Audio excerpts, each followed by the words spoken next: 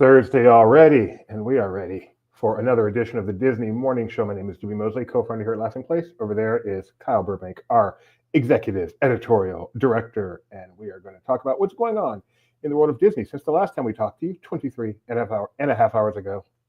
23 and a half hours ago, yeah. Hey, Freddie Ramirez, how you doing? Hello, JPP, nice to see you. Nikki B, are you out there? I need to know. Let's get started.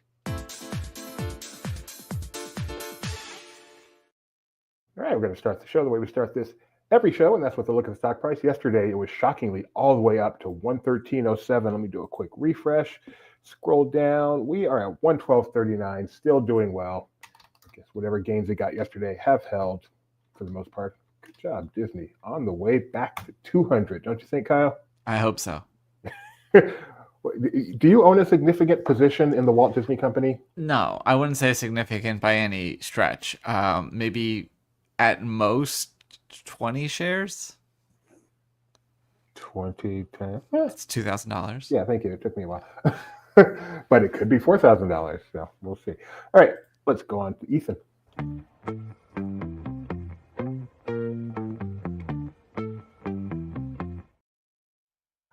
Hello there and welcome to another edition of the LP Disney Weather Report. Those times I waited for you seemed so long ago. I wanted you far too much to ever let you go. You know you never got my I feel it twos, and I guess I never could stand to lose. It's such a pity to say goodbye to you, goodbye to you. Could I have loved someone like the one I see in you? I remember the good times, baby, now, and the bad times too. These last few weeks of holding on. The days are dull, the nights are long. Guess it's better to say goodbye to you, goodbye to you, goodbye to you. Let's get to the weather. Anaheim will be overcast today but warm with a high of 85. Walt Disney World will barely break 80 degrees today with mostly cloudy skies, although it will feel more like 81. It's 74 degrees at Castaway Cay right now, and it will continue to be 74 degrees until 1 in the morning. As for Lookout Cay at Lighthouse Point, it's 76 now, warming to a high of 77 shortly. Amazingly, Disneyland Paris is dry tonight, but it is pretty chill with a low of 38. Tokyo will manage to crack 60 tomorrow with mostly sunny conditions. That's a Kyle pick of the day, in case you're wondering. Shanghai will start the day with some fog and temps in the 50s, but they'll warm to a high of 65 in the afternoon. Lastly, Hong Kong is leveling up by reaching the 70s tomorrow with partly to mostly cloudy skies. And that will do it for another Disney weather update. Have a great day and I'll see you soon. Bye for now.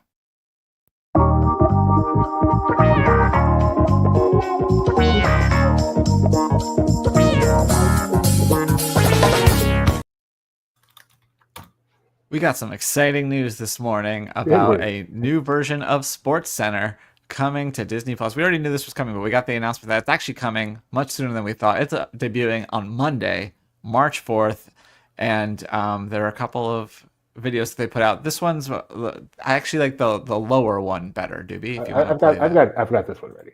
Okay. Disney Plus. You should stream the brand new daily sports show, SC Plus. We're here to give you the 5 top reasons you should watch the show. Number 1, stay informed with your favorite sports and team. You can start your day informed as well. News, highlights, talk. If you have sporty friends in your life, you'll be able to talk to them about what they're interested in too. You can also expand your knowledge beyond the classics like Mighty Ducks, Johnny Tsunami. Hey, you'll know why everybody's buzzing about a trade too. Speaking of trade, we will be able to define the difference between Luca and Luca. SC Plus, your front row ticket to all the action only on Disney Plus. Hey, Disney Plus. So there you go. That's Gary Streski and Randy Scott. They're going to be hosting. Sounds like it'll be about 15 minutes per show. They'll have the SC top 10 plays as is a huge part of the show.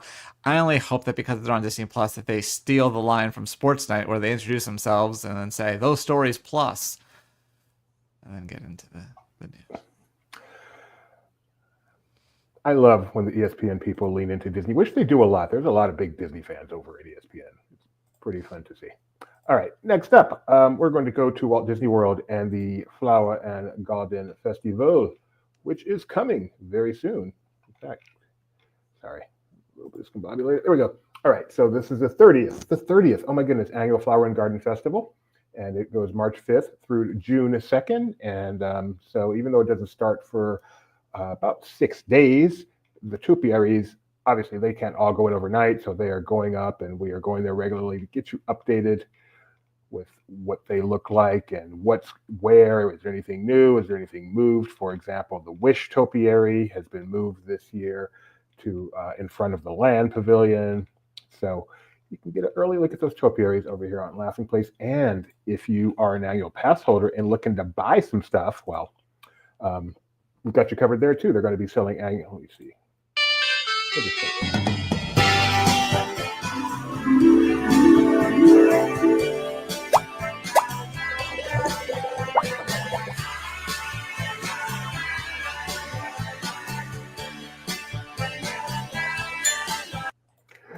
So annual pass holders will be able to buy cups, T-shirts, a T-shirt, a cap, mug, pin, magnet at the Creation Shop or the Festival Market. And much to Kyle's sadness, I did not see Orangebird on that annual pass holder merchandise. I'm sure he'll be on plenty of the regular stuff. Well, D23 is hosting their next gold, well, maybe not their next gold member. They're holding another gold member event in Walt Disney's hometown of Marceline, Missouri, about 3.5 hours away from me. And they didn't announce many details aside from the fact that this will take place May 17th. However, having attended the previous one in 2023, I can tell you that that one was $350 for a ticket with a $7 processing fee. So we'll see if this one is just as much, if not more. And maybe I'll get a chance to go back to Marceline because it was fun. And obviously I didn't get the full experience. I didn't stay in the hotel and everything. I just drove up in the morning and hung out with Ben for the day, and we walked around the little town. Sorry about that. Okay. Going from the small city of Marceline to the massive city of Tokyo. Yeah, where we are learning that Tokyo DisneySea to hold a special summer celebration ahead of the permanent closure of Big Band Beat. So this is a show that performs over at Tokyo DisneySea, and they're going to be hosting a special celebration this summer leading up to that closure on September 30th. The event will be called We Love Big Band Beat. It will run from July 1st through September 30th. What? I just very to the point. We love Big Band Beat. Big so Band much Beat, that we're closing it. If you're not familiar with it, which I wasn't. So, they got some energy over there in Tokyo. This is in the American waterfront section of Tokyo DisneySea. Big Band Beat, a special treat, keeps the concept of the stylish revue featuring swing jazz in this modified version of the original show, which just has a few more months to run. Dang, that's cool. It's a very popular show, but it also, the first time I went, it's weird to hear them talk about American 1940s pop culture. You're like, we're in Japan. I don't think our countries were very good friends during this era. I mean, towards the end, it got better. Yeah. But speaking of music, that's a great point, Kyle.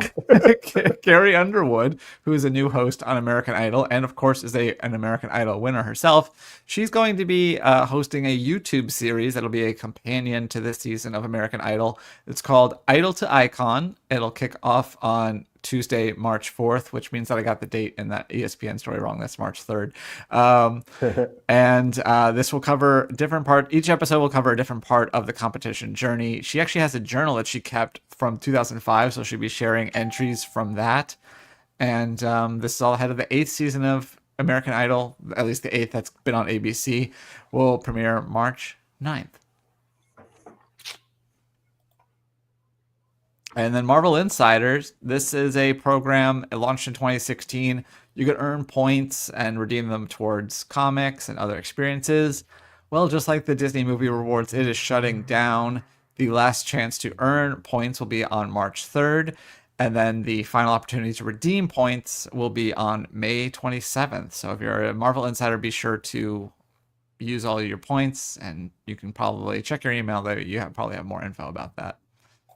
And then finally, I wanted to talk about this story that your wife found, where there's apparently a baseball team called the Portland Pickles that are upset about Win or Lose, the new Pixar long-form series, because that team is the Pickles, and they say that the logo looks similar. They say that they're considering legal action, but To be honest, looking at this stuff, I think they're just having fun, like getting some attention. I don't think they're actually going to sue. And if anyone was going to sue, as I'll show you, can you scroll down a bit and show their oh, this is the yeah. So there's a comparison of their logo versus the Pickles.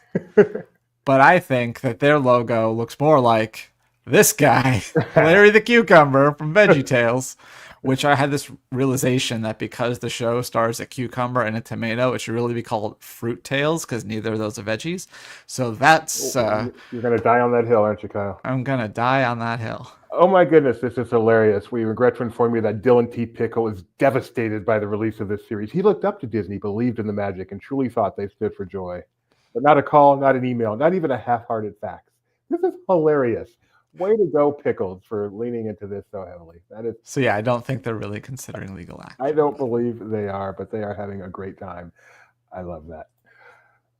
And I've had my share of bad reviews. I still remember my first good one, though. Everything else in this production of Our Town was simply terrible. Joey Tribbiani was abysmal. And speaking of abysmal, Mike Celestino did a review of this new comic, Star Wars The Rise of Skywalker #1, which he says is a refreshing change of pace for Marvel's Lucasfilm adaptations. His subhead, writer Jody Hoser and artist Will Sleaney both added to and removed content from the film. And then his final paragraph, which I've abridged slightly, mostly so I don't have to try to pronounce Star Wars things. Moving onward, the other major thing that the creative collaborators have added to this adaptation is mind screen inner monologue and single panel flashbacks to scenes that weren't in the movie at all. And even when the comic comes closer to a one-on-one representation of the events of the film, Sliney takes some very innovative strategies in conveying these moments through sequential art. Needless to say, by this point, I was very pleasantly surprised with the innovativeness I encountered in these pages, and I hope that future comic adaptations of Lucasfilm media follow suit accordingly. I'm looking forward to the remaining 4 issues. It's definitely been worth the wait so far. So yeah, you can check that out, presumably at comic stores everywhere. And the rest. All right. The Oscars are coming up pretty soon. The 97th Oscars. I'm laughing at the person on the left. Yeah, we'll get there. And they've announced some more presenters. They've announced some already, but here are some more, including the stars of Snow White right there on the right. We have Rachel Zegler, and on the left, we have Gal Gadot. So how about that? The stars of Snow White. Other presenters. It's Gal. You were much closer with the last name. Is it Gal? Oh, yeah, so it's right there, Gal. Other presenters include Dave Bautista, so I know what Nikki's next trivia name will be, Harrison Ford, Andrew Garfield, Samuel L. Jackson, Margaret Qualley, Alba Rochwacker, and Zoe Saldana. So this is coming up Sunday, March 2nd, 7 p.m. Eastern, 4 p.m. Pacific, with the official live red carpet show airing at 6:30 p.m. Eastern, 3:30 p.m. Pacific. Conan O'Brien is hosting this. And don't forget the most important time Snow White was a part of the Oscars. So think back. Are you familiar with this, Kyle? It seems both. Yeah. Okay. Yeah. This is infamous. Rob Lowe and Snow White. And I don't even remember why it's so infamous, but it was like a new low. So, she said she was 18. Okay, that's not what I was referring to. Oh my goodness! But was it the performance? I don't know. And this is Disney Snow White. I mean, this was a different. Anyway, so go check that out. I need to re-familiarize myself with why that was such a big deal at the time. And would you say that it was a new floor? I'm gonna just straight out thumbs down that one, Kyle. Are you enjoying the floor this season? We haven't watched any of it yet. We watch it. We enjoy it, but the real reason we love it is because it's pretty much the only thing Gideon will watch with us on TV. So enjoy that family time. Dana Walden, the co-chairman of Disney Entertainment, will participate in a Q&A session at the Morgan Stanley Technology, Media, and Telecom Conference on Tuesday, March 4th. Her Q&A session will be at approximately 6:20 p.m. Eastern. That's 3:20 p.m. Pacific. The session will be live streamed, and it will also be live blogged, I'm guessing, by one executive editorial director, Kyle Burbank. So Probably. look forward to that. And if you missed the live stream and you're interested, a recording will also be available.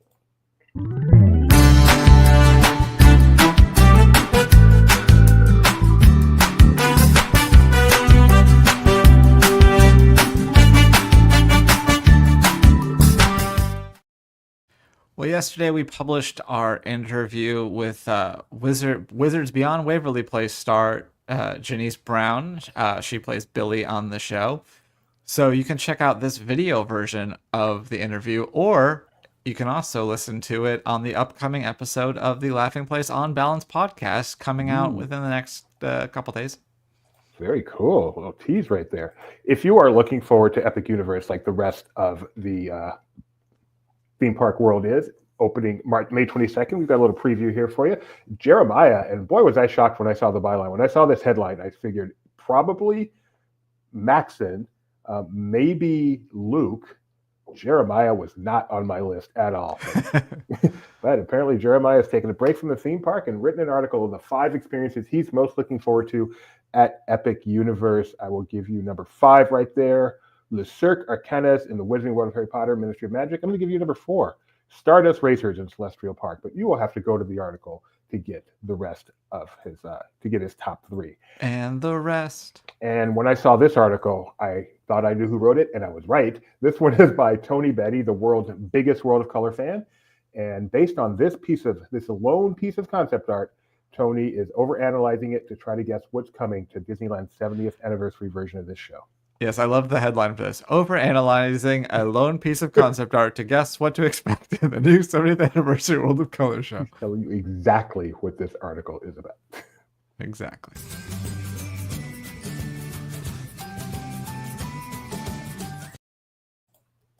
Well, my first pocket pick, I completely forgot what it is already, so let's pull it up and then I'll explain.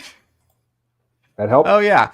The two voice actors, or singers, presumably, from the Country Bear Musical Jamboree visited Walt Disney World together and got to see the show for the first time and shared their reactions in this fun video. You've got a friend in me.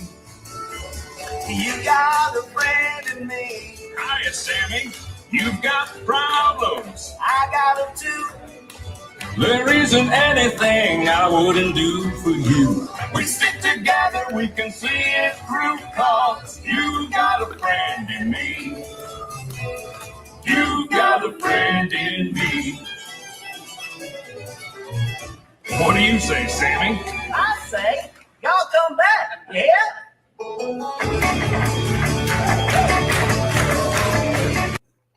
That is a fantastic pocket pick, Kyle. Thank you.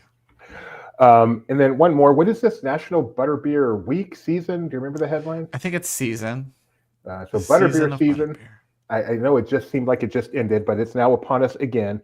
And so I happened to be at Safeway yesterday, and I don't know if this is because of Butterbeer season, but big display of Butterbeer snacks here.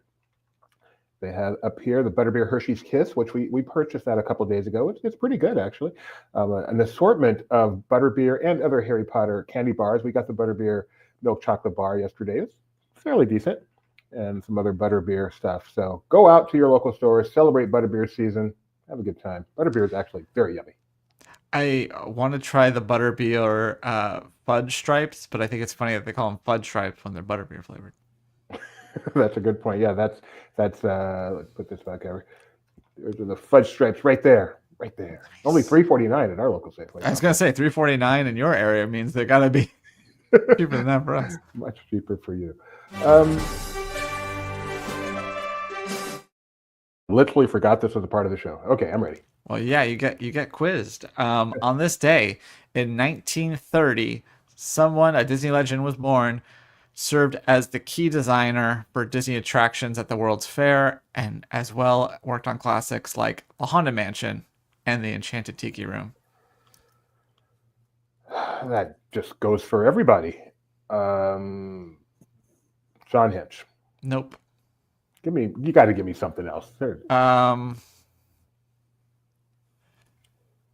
It's got an unusual first name, which is a nickname, but Rolly Crump? Rolly Crump. Rolly Crump. Happy birthday, That's your Rolly. screen. I did that again.